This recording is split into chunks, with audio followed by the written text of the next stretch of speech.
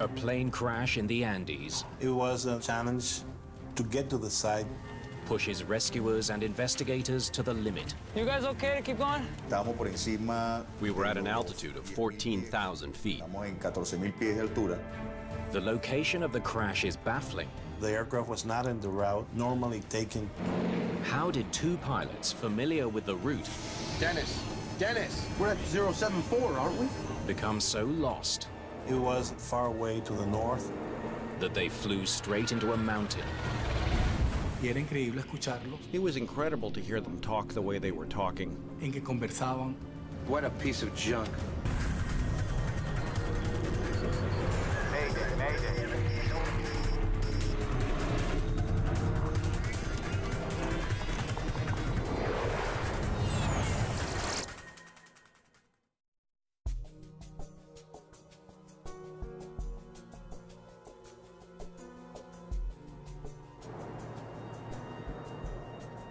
Mérida Airport, Venezuela. It's just before 5 p.m. when the crew of Santa Bárbara Airlines Flight 518 arrives for their last flight of the day. Hello, sir. Welcome aboard.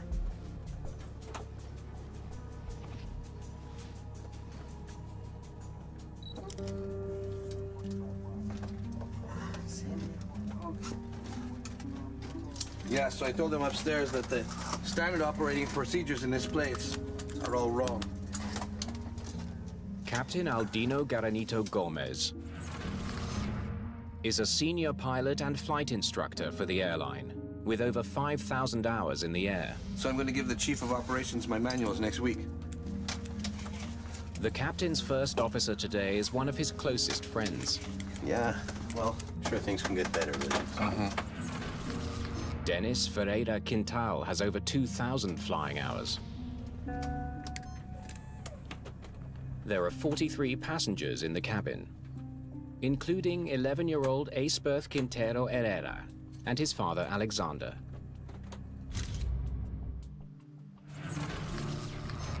Alexander, en ese momento, era Alexander was the mayor of Mucachias, a town in the state of Mérida. He was going to a meeting of his political party because he was running for governor of the state. partido político, ya que él estaba siendo precandidato para la gobernación del estado. Today, they'll be flying an ATR-42 twin-turboprop. The aircraft is popular with regional airlines. Carlos Hopkins is a Venezuelan pilot who knows the plane well. Es un excelente avión. It's an excellent airplane. What we say in Venezuela is that they're like a battle horse. They're very dependable airplanes. Son aviones muy confiables. The flight prepares to depart. For your information, an Avior D-190 checked in 2 minutes ago directly over Lagunilla Station. The tower warns Captain Garanito Gomez that another plane is coming in to land from the west. Roger, Avior via Lagunitas. Startup clearance received and doors closing. The single runway at Mérida Airport can only handle one plane at a time. If Flight 518 doesn't get off the ground soon, it will have to postpone takeoff until after the other plane has landed. Roger. Clear for takeoff. Okay, we're ready to go. You can have control if you want. This afternoon, First Officer Ferreira Quintal is handling the flying.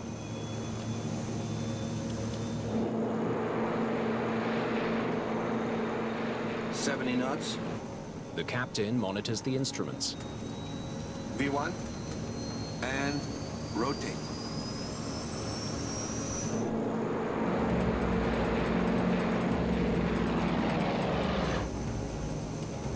You're up. Check. We're up.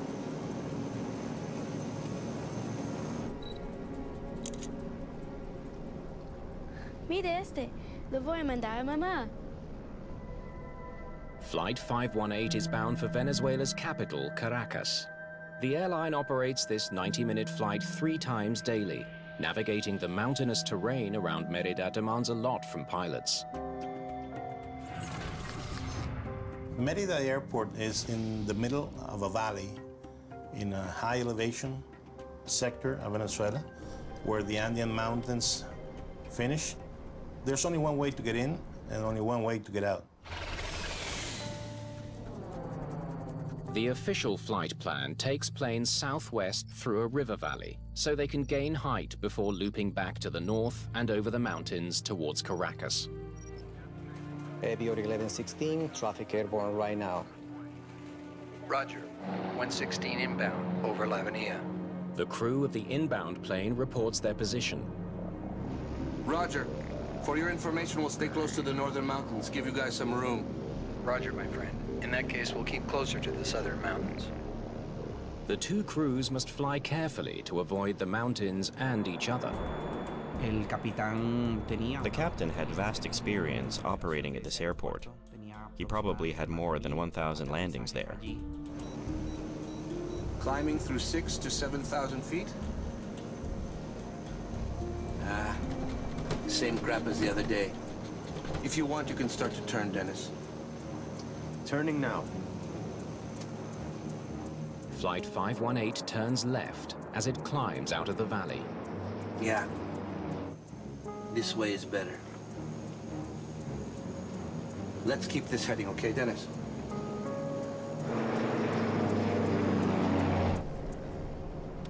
As they climb, the crew must continually adjust their course. Dennis, a bit more to the right. To the right? Yeah, get to 067. Then, 6 minutes into the flight, something begins to go wrong. An alarm is sounding a warning that the plane is dangerously close to the ground. The ground proximity warning system just gave our auto warning to the pilots, indicating that the terrain was coming in front of them in a very rapid way. Dennis! Dennis! We're at 074, aren't we? The captain takes control of the plane. Dennis, I have it. The passengers are unaware of the growing danger, while in the cockpit, confusion mounts. Aldino! Hold on. Hold on, easy, Dennis, easy.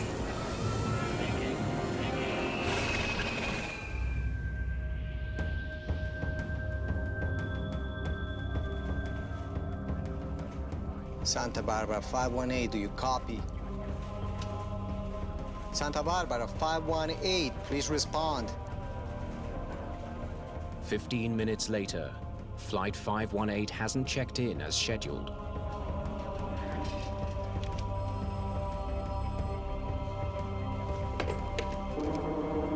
Flight 518 is missing, 43 passengers on board.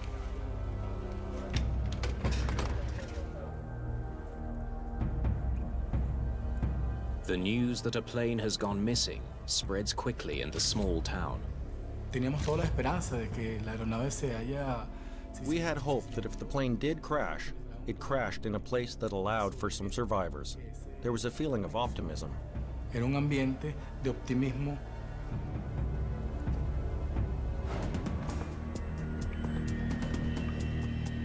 As daylight fades at Mérida Airport, a search and rescue team gets ready to launch.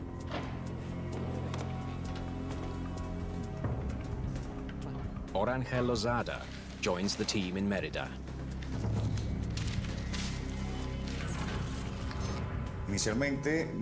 Initially, we got information about the aircraft.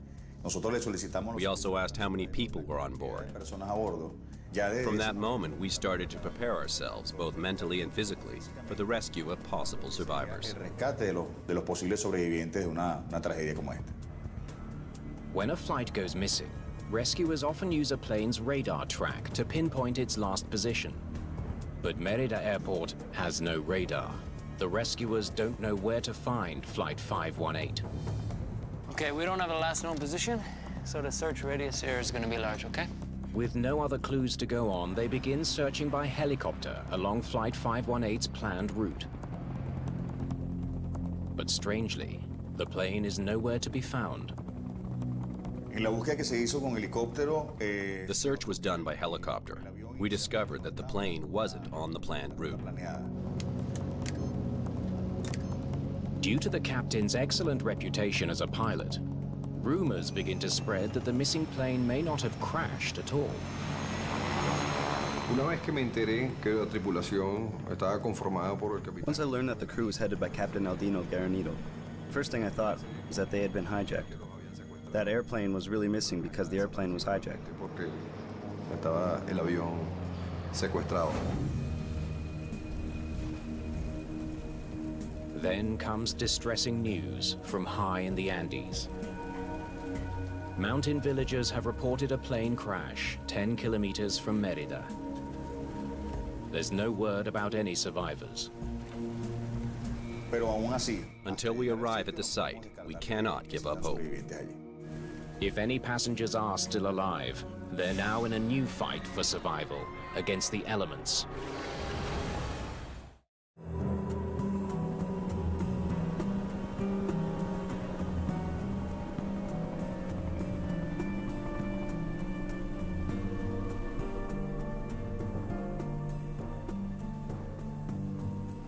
The morning after the crash of Santa Bárbara Airlines Flight 518, rescuers carried by helicopter arrive at Los Conejos, a remote Andes mountaintop. The air is thin, the temperature near freezing. Let's leave our gear over there. We're gonna need a shelter to keep warm. There was a lot of fog, and it was cold. We were at an altitude of 14,000 feet. The thin air makes even the slightest physical exertion a huge effort. The location, the altitude, and the site of impact are contrary to human physiology, so the work doubles or triples. Hope of finding survivors in the wreckage fades quickly. The crash has killed all 46 people on board. These are images that are imprinted on your memory for life. But in this kind of work, you have to know how to get through it and move on.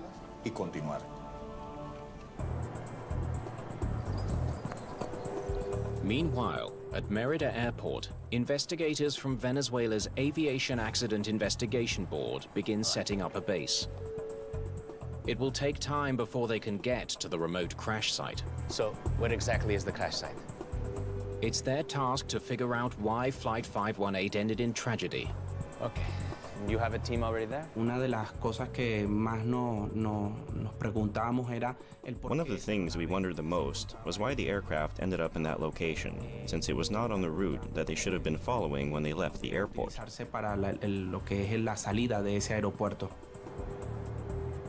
Controllers in the tower provide some insight.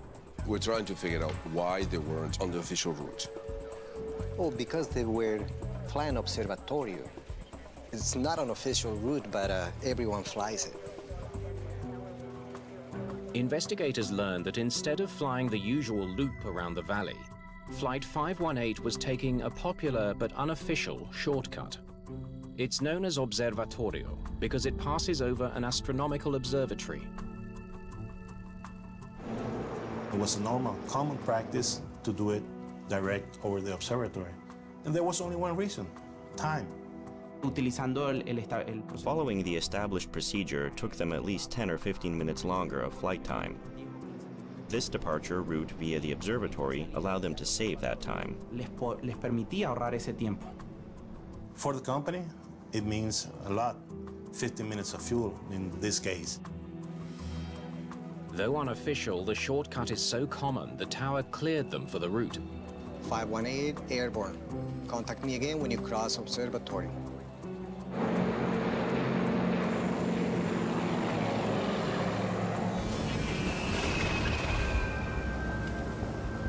This way is better. It's now clear why the plane was not found along the official route. It's not the route the crew was flying. Keep this heading, okay, Dennis? But the explanation raises a new question.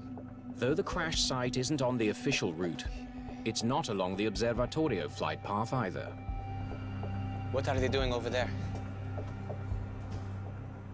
The aircraft was not in the route normally taken to go over the observatory. It was far away to the north. So there was something that raised their concern and the initial step of the investigation. Only rescue workers have reached the top of Los Conejos. It's up to them to continue the difficult task of sorting through the debris. You guys okay to keep going?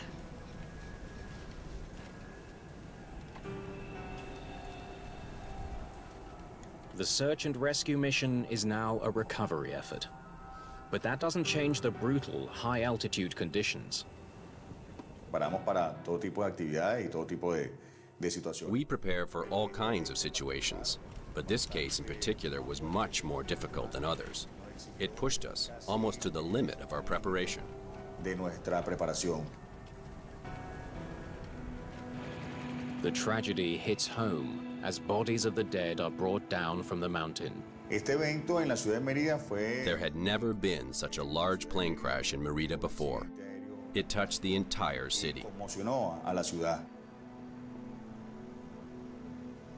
It was also shocking because Aceberth was an 11-year-old boy, and that news was some of the hardest that we ever received as a family.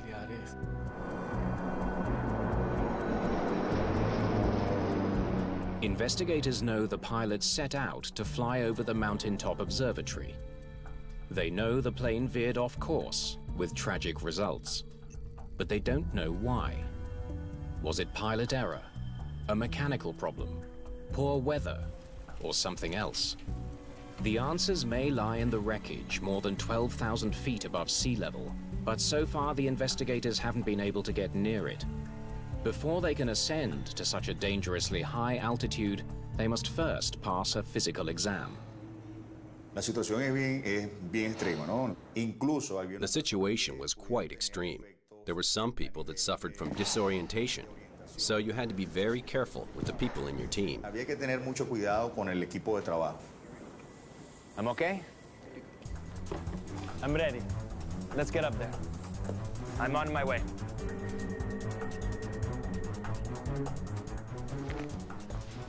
Finally, air crash investigators are able to join the rescuers at the crash site. Their first priority is to learn as much as they can from the wreckage. Left wing, 35. They hope that the pattern of debris can tell them something about how the plane was flying in the final moments. So it slid up on its belly? The debris path showed that the aircraft hit the ground in a kind of a upward trajectory and not direct against the mountain, because the debris hit the ground and started a slight slope up. As a matter of fact, some parts of the aircraft and some bodies were found a little bit higher from the point of impact. That shows that the aircraft was climbing at the moment of impact. Dennis, I have it. Investigators conclude that the pilots of Flight 518 must have put their plane into a climb before they hit the mountain. Aldino! Hold on. Hold on, easy, Dennis, easy.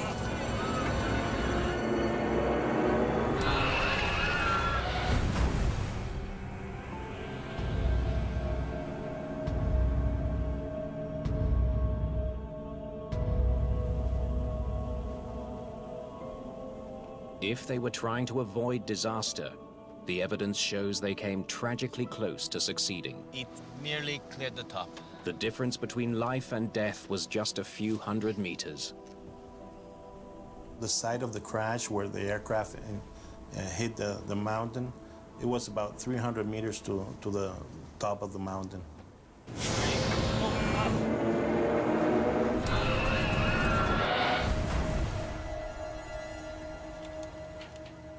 Rescuers have recovered Flight 518's 2 flight recorders. The flight data recorder and the cockpit voice recorder capture important details of what the pilots did and said. We need to get these down the mountain right away. El voice data recorder que graba las conversaciones But it will take time to recover the data. Since Venezuela doesn't have a laboratory for analyzing black boxes, we contacted the French government through the manufacturer of the aircraft, and they offered to give us support in analyzing both recorders.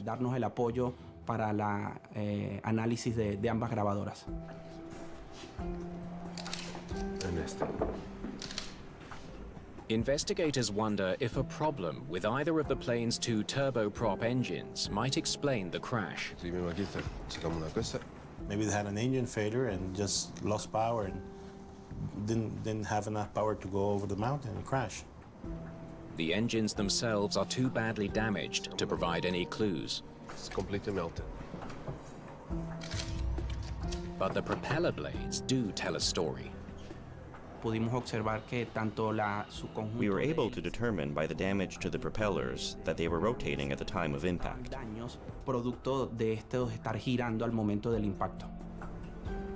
The way they're bent reveals that the blades were spinning normally when they hit the ground. Clear evidence that the engines were working at the time of the crash. The engine was burning and turning. Instruments from the cockpit are brought down the mountain for analysis. We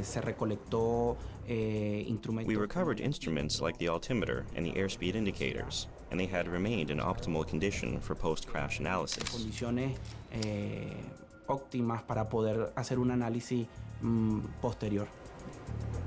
The instruments confirm the plane was under control just before the crash, but they hold few other clues. So far, everything points to a plane that was operating normally. There was no malfunctions, everything was working well, and they just crashed against the mountain.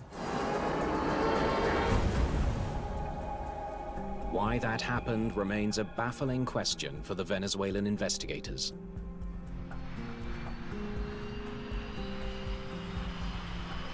The search for answers takes them to Paris, to the French Accident Investigation Authority, the BEA. Their technicians download the data from the flight recorder. It reveals that the doomed plane hit the mountain just 6 minutes and 47 seconds after takeoff.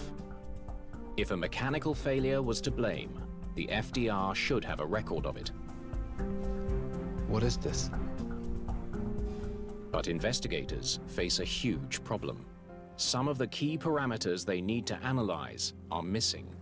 The data we obtained from the aircraft's flight recorder was good. However, certain parameters were missing. What's missing is navigational information, what direction the plane flew and when. The information on the aircraft's position and course wasn't being sent to the flight data recorder. The missing data is a major setback, one that puts even more pressure on investigators to find the answers that families of the victims so desperately want to hear. When you find yourself a victim of an air disaster for the first time, you really feel angry and powerless. The accident could have been avoided. You want to know why it happened.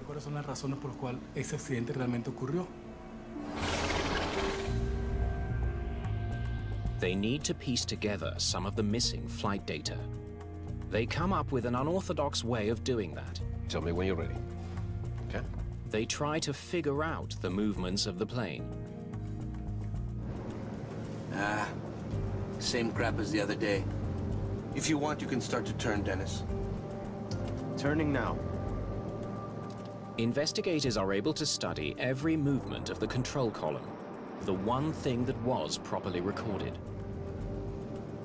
Eso nos permitió poder establecer la actitud que tenía la aeronave. This allowed us to establish the aircraft's altitude at the moment of impact. And it also helped us recreate the path that the aircraft took from the moment of its departure. Tomado la aeronave desde el momento de su salida del aeropuerto. Pitch up 10 degrees. Step by step, they piece together the flight. Left 15 degrees now. The recreation shows that the plane was flying normally as it flew away from the airport, but then it began to veer off course. Right here. This is when it went off course. The finding confirms that there was a problem with navigation, but investigators can't be sure if that was due to pilot error or mechanical failure. Apparently, they continued turning more than they needed, and instead of putting heading to the observatory, that's an east heading, they turned to the north, directly to the mountain. Aldino! Hold on!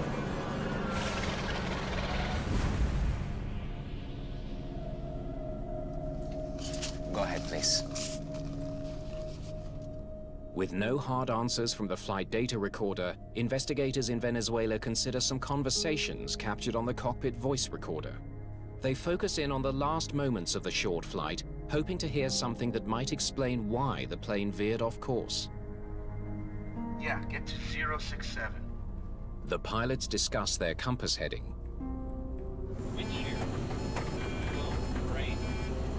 Dennis!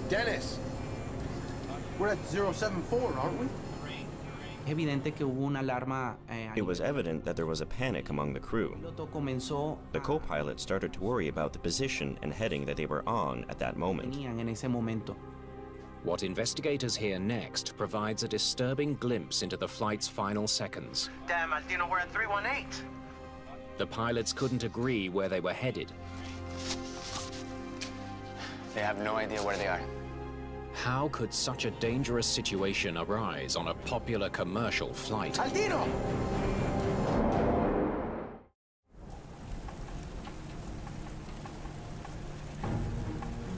Investigators desperately need to know. Hold on! Why the crew of a reliable airplane carrying 43 passengers Hold on, easy, Dennis, easy. lost track of their heading and crashed into a mountain.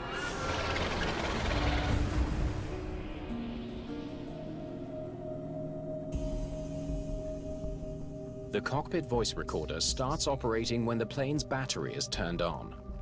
Investigators scrutinize the pilot's early conversations for any signs of trouble.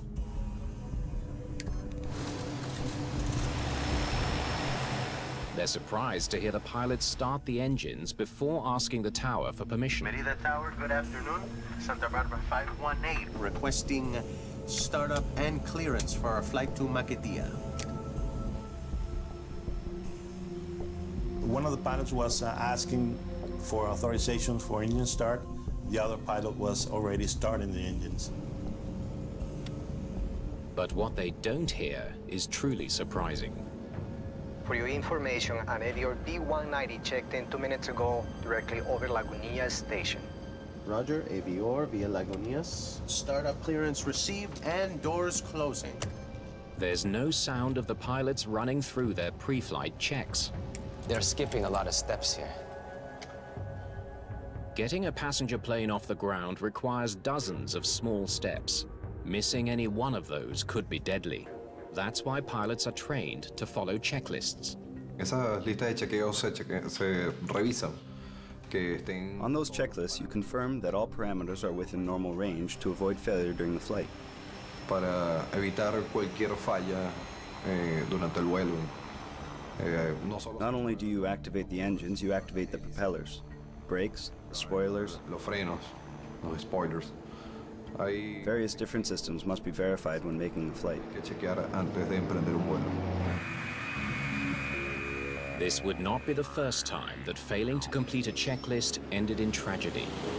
In 1987, Northwest Airlines Flight 255 crashed in Detroit after the crew failed to configure the plane properly for takeoff. The pilots missed a single crucial step on their pre-takeoff checklist.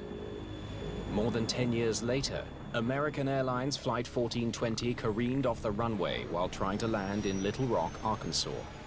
Investigators later found that the crew didn't complete a checklist that would have reminded them to arm their brakes and spoilers.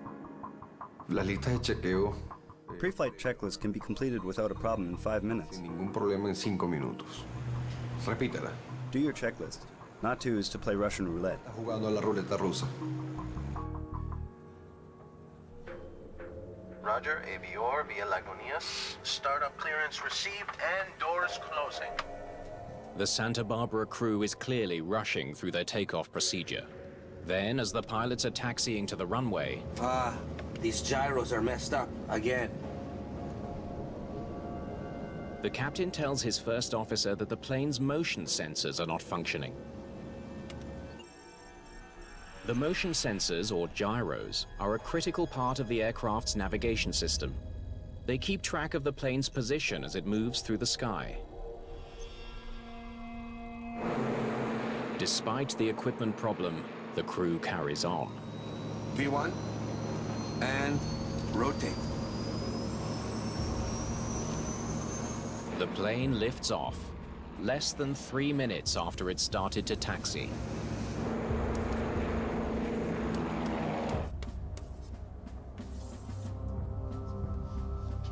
Now that's fast. Venezuelan investigators wonder if missing a step in one of the checklists could have affected the plane's navigation system.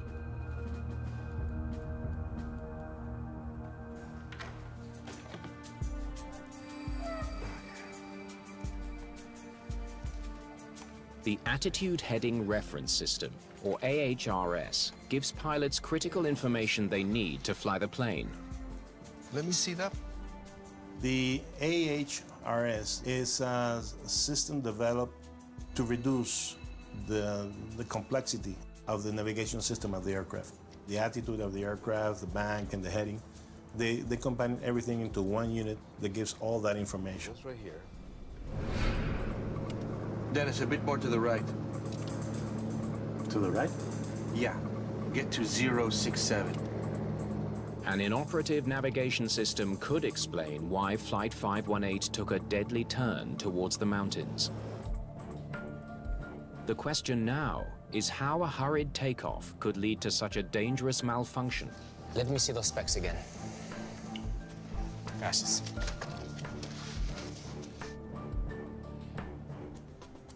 To find out, investigators travel to Santa Barbara Airlines headquarters in Caracas. They want to see what happens to the navigation system when procedures are rushed. Okay, let's try one. Did recklessness cause a failure? Decidimos realizar pruebas en otra aeronave similar. We decided to conduct tests in a similar aircraft to the one that was in the accident. We wanted to understand how the AHR system was working when the crew took off from Mérida Airport. Puerto de Mérida. First, investigators try starting the plane using all the correct procedures. Battery. On. They run all the checklists. Flaps lever. Check. EFAS. Check. They time how long it takes for the navigation system to come to life. 3 minutes. The system needs an initialization process. And the process begins when you turn the battery switch on. You have to wait around 3 minutes to synchronize and stabilize the gyros and everything. And the aircraft must be still without any kind of movement. Okay.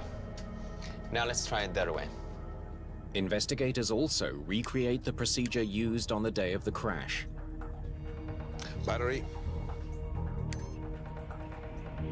Due to their hurry, they started engines and immediately started taxiing to the runway in use. And doing that, they forgot to check their flight instruments.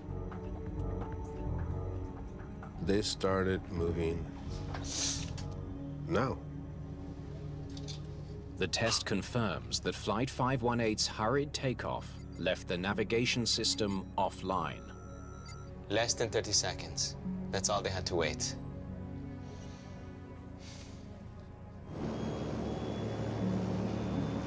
$70 knots. V1. And rotate. They took off with no accurate way to track the direction they were flying. If they would have checked that, they would have noticed that the 3 minutes waiting time had not passed, and they had their screens blank without any navigation information. All the conditions for the accident to occur existed on the ground. They were created on the ground. Investigators now know why Flight 518's navigation system wasn't working. But the pilots were extremely familiar with the terrain and should have been able to see the mountain in time to avoid it. Mérida Airport is a visual airport, isn't it? Mm-hmm. At Mérida Airport, planes operate under visual flight rules. Pilots look out of the window to watch for any obstacles in their path. Why didn't it work this time? It's curious because they've done that route many times. All of us flew that route, and Aldino especially was one of the ones who flew it the most. Climbing through 6,000 to 7,000 feet? We're visual. Investigators study weather records from the day of the crash. They learn there were thick clouds in the plane's path when it reached 10,000 feet. Definitely not clear sailing up there. Okay. All right. Now, they would have entered the clouds when they got to 10,000 feet. So that would be around here. It's exactly the point where Flight 518 began to veer off course. But look at that.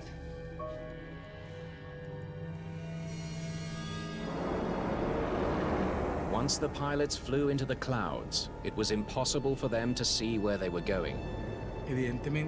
Evidently, once in the air, they entered a cloud and became disoriented. Dennis, a bit more to the right. The alarm started to sound that indicated that they were near land. They didn't have the slightest idea where that mountain was.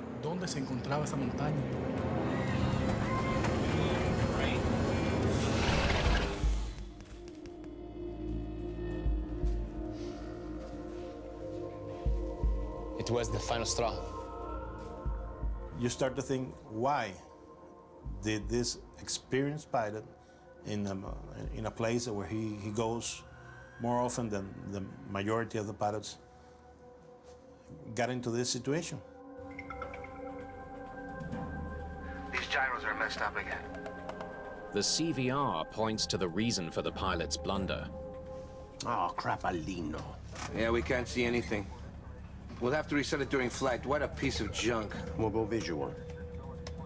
They believe they can reset their instrument during the flight. We'll take off in the dark. Their conversation reveals they'd done it before. Same thing happened last time when we had to take off like this. But this time, their luck didn't hold. It's practically impossible to maintain a flight straight and level enough for the gyroscopes to synchronize in the air. A tiny sound on the CVR also suggests that the pilots had an unconventional strategy for navigating while they waited for the system to reboot. What was that sound? Can I hear it again?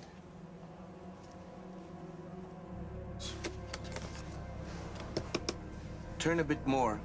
See if this works and keep it right there. I think he's using a standby compass. Instead of relying on their electronic systems, the captain needed to use an old-fashioned magnetic compass to plot their course. We would be going back to the 30s era, flying with the basic instruments.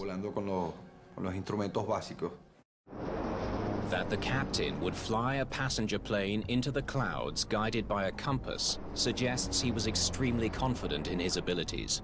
Maybe too confident. Ese exceso de confianza por parte del capitán. In a way, that excess of confidence on the part of the captain led him to skip certain steps in the procedures. Cumplimiento de los procedimientos. What do you want? Turn to the right? Aldino, take that way. Damn it, Dennis. Aldino, turn around. We're going down.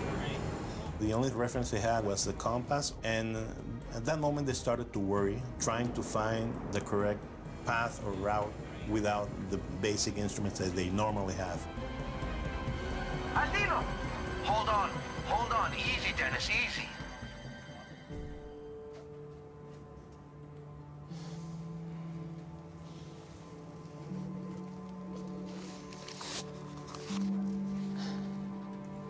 They were were flying blind. It is now clear that a dangerous combination of failed instruments and poor decisions caused the crash of Flight 518. The only remaining question, what pushed the pilots to take such great risks?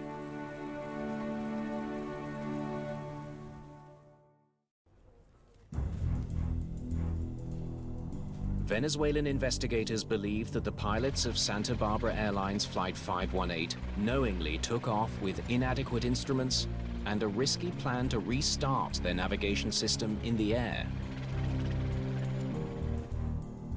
I need to know what these guys were thinking. To learn why they did that, they pieced together the pilots' last hours before the flight. Do you remember what time they were here? You know, the problem with this company is that they don't listen to their employees. When the pilots arrived to Mérida, they decided to go to the terminal. They learned the pilots left the plane in between flights to relax over coffee in the terminal. The good friends got talking and lost track of the time. The passenger department sent the passengers on board without having the pilots at the aircraft. You cannot have the passengers embark until at least there's one pilot aboard the aircraft. Oh, Dennis, come on. It's late. We gotta go. From this moment on, the pilots are rushing to get back on schedule. In aviation, rushing doesn't end well. It never ends well. The pilots enter the cockpit just 7 minutes before their scheduled takeoff, and half an hour after the last passenger boarded the plane. To do it faster means you're doing it too rushed. Something can happen. Something can fail. Yeah, we can't see anything. We'll have to reset it during flight. What a piece of junk. We'll go visual. Same thing happened last time when we had to take off this way. The pilots make a rash decision to take off quickly.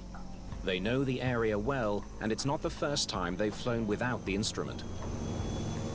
The worst risk and the worst mistake that a pilot can make is to feel confident in a flight. No two flights are the same. Es igual.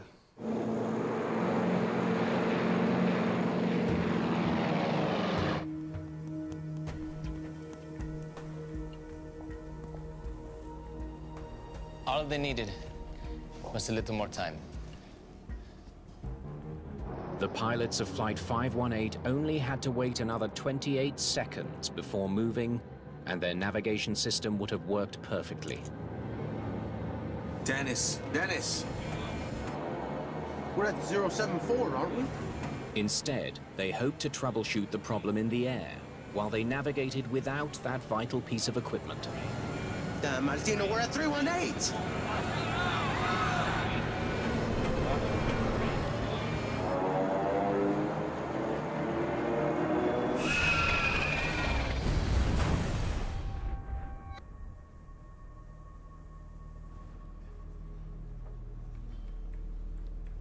This didn't have to happen. Soon after the crash of Flight 518, Venezuelan authorities decide Mérida Airport is just too dangerous. They close it to commercial traffic. Without a doubt, the investigation helped public awareness and promoted change within the aviation community. I am 100% sure that this prevented other accidents in Venezuela.